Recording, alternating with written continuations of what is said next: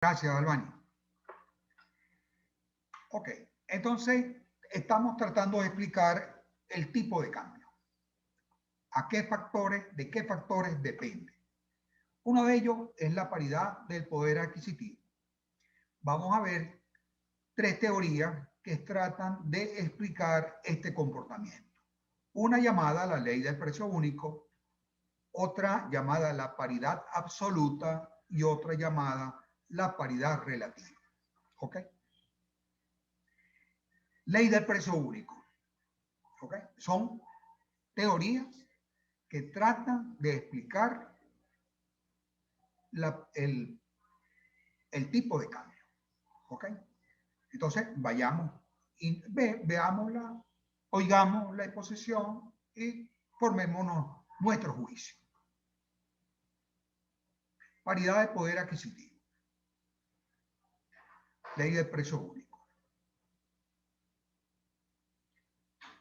De acuerdo con esta teoría, referida a los precios individuales de los bienes, en mercados competitivos y en ausencia de costos de transporte y barreras de comercio, los productos idénticos deberían tener el mismo precio en diferentes países en términos de una determinada moneda. ¿Qué nos están diciendo? Nos están diciendo que un kilogramo de un determinado producto en un país debería, expresado en una determinada moneda, por ejemplo, expresado en dólares, debería tener el mismo precio que en otro país. ¿No? ¿Sí? De características, vamos a llamarlo de características similares. En Venezuela y en Colombia, el precio de el mango, vamos a llamarlo así, que es un producto que en las dos partes se debe dar, debería ser igual el precio. Realmente esto no es así, ¿no es cierto? Veamos el caso contrario. Bueno, el caso contrario no, un caso que nosotros conocemos que funciona de esta manera.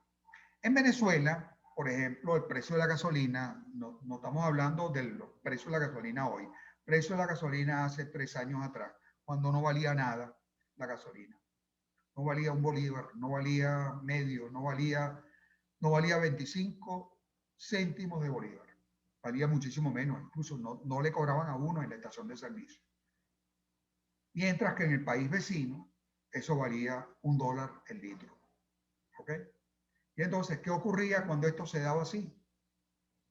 Si la gasolina fuera el representativo de estos bienes idénticos que se comercializan en dos países y deberían tener el mismo precio. Mira, si no hubiera barreras, si no hubiera vigilancia, vamos a llamarlo así, se compraría el producto acá y se vendería en el otro país. Y sería un negocio. Se hizo ese negocio. Hubo mucha gente que estaba trabajando en la frontera con ese negocio. En las fronteras del sur del país, de nuestro estado Bolívar, en las fronteras del occidente, en el Táchira, en el Zulia, en las islas caribeñas. ¿Okay? Entonces, una de las cosas que hay que se da es esa situación que ya vamos a explicar de qué se trata. ¿Ok? Cuando eso se da, se genera algo llamado el arbitraje, que no es otra cosa que comprar en un país un producto y venderlo en el otro porque no tiene el mismo precio. ¿Ok? Entonces, esto es prácticamente utópico, si se quiere, ¿no? Así, que un bien tenga el mismo precio en distintos países. Sin embargo, los economistas han tratado de estudiar esto y tratar de buscarle alguna aplicación a la ley del precio único. Y entonces inventaron, para explicar con mayor facilidad el contenido de esta ley, los economistas teóricos, recurrieron a un producto de consumo generalizado. Un producto que lo consumen en Nueva York, que lo consumen en Tokio, que lo consumen en Moscú, en Shanghái, en Venezuela, en Colombia, en Argentina. Un producto de consumo generalizado. ¿No? Y este producto de consumo generalizado que se consiguieron fue el Big Mac de McDonald's. ¿No así? Entonces, se preguntan ellos, ¿en cuánto se vende en términos de dólar el Big Mac de McDonald's en el mundo, en las distintas economías? ¿Ok? O sea, en los países pobres se venderá más barato, en los países ricos se venderá más barato, en los Estados Unidos se venderá a un mejor precio. O sea, ¿cómo es? Entonces, esto que se llama el Big Mac de McDonald's, utilizado como ejemplo para explicar la ley del precio único, comenzaron a aplicarla, ¿no? Así.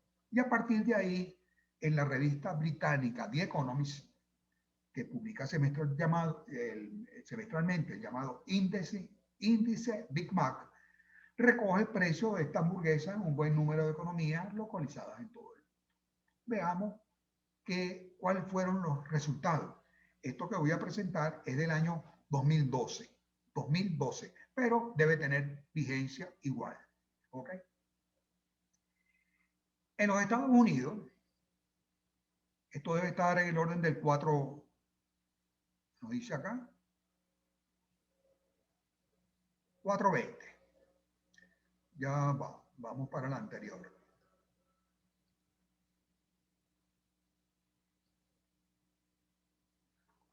Estados Unidos,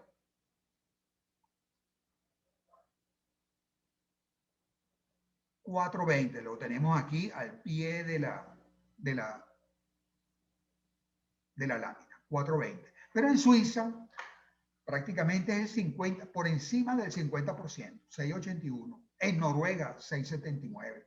En Suecia, 5.91. O sea, 3 países ricos, 3 países del primer mundo. Y si metemos acá Dinamarca, 4 países del primer mundo tenemos acá, ¿no? Pero está colado Brasil con 5.68, ¿ok? Y de ahí en adelante los precios se acercan al precio en los Estados Unidos.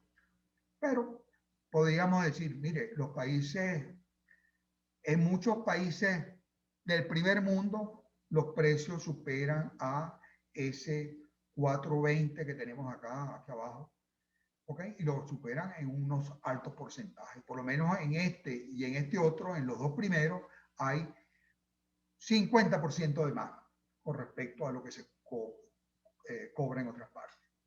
Y si seguimos analizando, hay valores de la hamburguesa esta a precios inferiores a lo que se vende en los Estados Unidos. Por ejemplo, en los Estados Unidos, 4.20. Pero en China y en Sudáfrica, 2.45, 2.44. 2.55 en Rusia, 2.57 en Egipto. ¿Ok? ¿Qué podemos concluir con respecto a este índice? Adelante.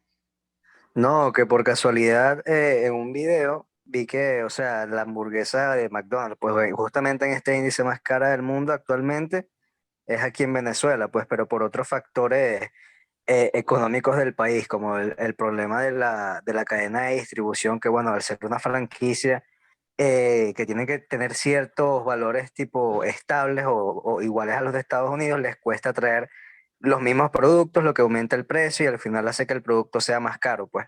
Pero Claro. quería mencionar eso, que es una casualidad que, bueno, puede que en algunos países se relacione porque el poder de la moneda, lo que sea, pero casualmente en Venezuela es el más caro, pero por otros factores económicos, pues. Oye, bien buena tu intervención. Ok, eso es verdad, es otro factor, y lo que tú das nota, otro factor que lo distorsiona, porque esto es, uno tiene que ir eliminando los distintos factores, ¿no? Ok, ¿hay alguien que sepa cuánto vale una hamburguesa en McDonald's Venezuela hoy?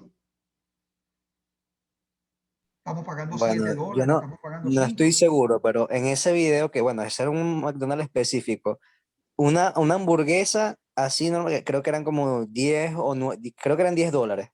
Una hamburguesa, una Big Mac así como que la típica, pues. $10. Ok. No es de extrañar porque esta economía, la nuestra, está toda dislocada.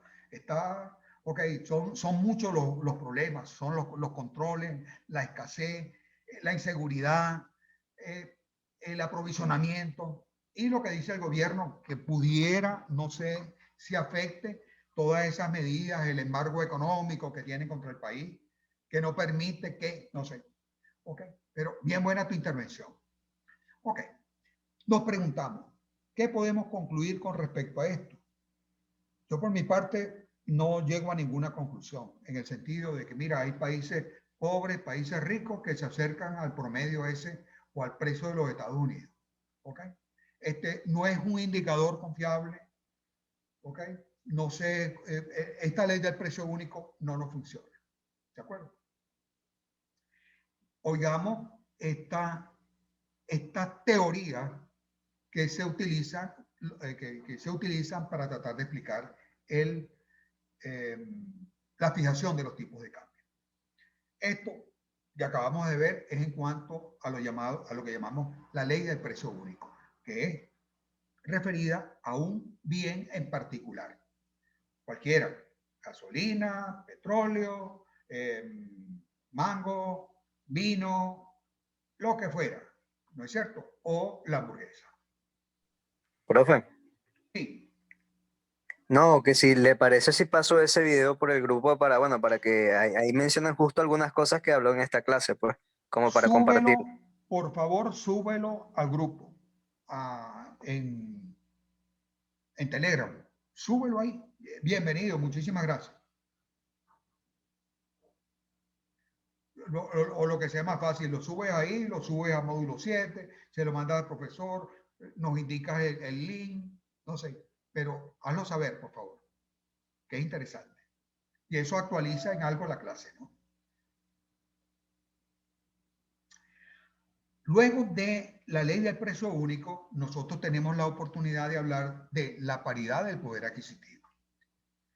Paridad del poder adquisitivo en términos de paridad absoluta, que es la segunda de las teorías. La paridad absoluta, ¿qué nos muestra? La paridad absoluta ya no se refiere a un producto, sino se refiere a una cesta de productos. Y entonces trata de medir el comportamiento de una eh, cesta de productos de un país con respecto a la cesta de productos de otro país. ¿Ok? Y entonces nos habla de que el tipo de cambio debería estar en función de ese comportamiento de esa cesta, comportamiento de los precios de esas tasas, de esos tipos, de esa cesta de productos. Veamos qué nos dice la lámina. Mientras que la ley del precio único se refiere a precios individuales, como vimos, la paridad absoluta del poder adquisitivo considera nivel general de precios de cada país. Nivel general de precios de cada país. Los niveles generales de precios, aquí en Venezuela, antes, ahora y en cualquier otro país, siempre se elaboran, esos niveles generales de precios, se elaboran con respecto a un grupo de productos, de bienes y servicios. Entonces, ustedes pueden verlo, a lo mejor tienen noticia de eso. Nos hablan de los alimentos, nos hablan de bebidas, alimentos y bebidas, nos hablan de servicios, nos hablan de inmuebles, arrendamiento de inmuebles, nos hablan de servicios prestados. Son distintos componentes y le dan un peso específico a cada uno. Por supuesto, la alimentación ocupa un peso importante en esa cesta. Calzado y vestido también.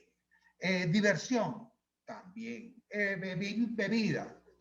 Todo eso nos forma una cesta. Pero las cestas no son iguales en todos los países. ¿No es cierto? Ok, ya vamos a comentar sobre esa igualdad de la cesta. Según esta teoría, el tipo de cambio entre dos monedas debería ser igual al cociente resultante de dividir los niveles generales de precios de ambos países. ¿Qué es lo que nos quiere decir? Si la cesta de un país sube sube relativamente en comparación con el otro, debería tomarse cuenta para modificar el tipo de cambio. ¿Ok? Es lo que nos dice. ¿No? Dividamos. ¿Ok? Cuando nos dice que... Ya, profe, no entendí bien eso. O sea, si la cesta de qué, la cesta de, de los productos básicos. No, no solamente son productos básicos, es una cesta de productos que tiene que ver con lo que debería ser el cómo una familia distribuye su ingreso. ¿Ok? Una familia tipo en un país cualquiera distribuye su ingreso en alimentos y bebidas, por supuesto, tiene que alimentarse, tiene que vestirse y calzarse, tiene que pagar una vivienda, tiene gastos de transporte, servicios bancarios, servicios de distintos tipos. Ocio. Cada uno de esos elementos tiene un peso dentro de la cesta. Veamos lo del peso dentro de la cesta. Comparémonos con un país como Italia. Vamos, un país como Italia. En la cesta venezolana del día a día, ¿el vino es importante?